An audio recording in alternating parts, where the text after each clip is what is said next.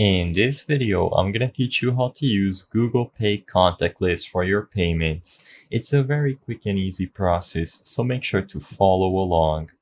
All you have to do to use Google Pay Contactless is to have the latest version available of the Google Wallet app. So before you start, open up the Play Store and make sure that Google Wallet is properly updated and it doesn't have any pending updates. Having the latest version of the app ensures that you won't encounter any issues and that you will be able to use the feature to its full extent.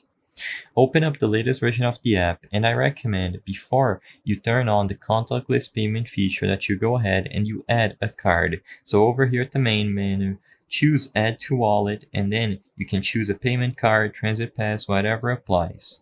So choose Add a card, which is probably the most common option for contactless payments, and then either enter it through a picture or enter the details manually.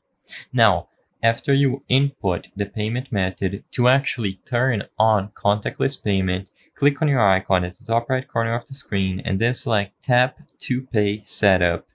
As you can see, all you have to do is turn on NFC. If your phone does not have access to this feature, you will not be able to use contactless payments, and sadly, there is no workaround to this. Most phones nowadays have NFC enabled in them, so as long as you can turn it on, you should be able to use contactless payments when you have NFC turned on and you place your phone with a card registered next to a card reader when making a payment. I hope I was able to help you on how to use Google Pay Contactless. If this video helped you, please be sure to leave a like and subscribe for more quick and easy tips. Thank you for watching.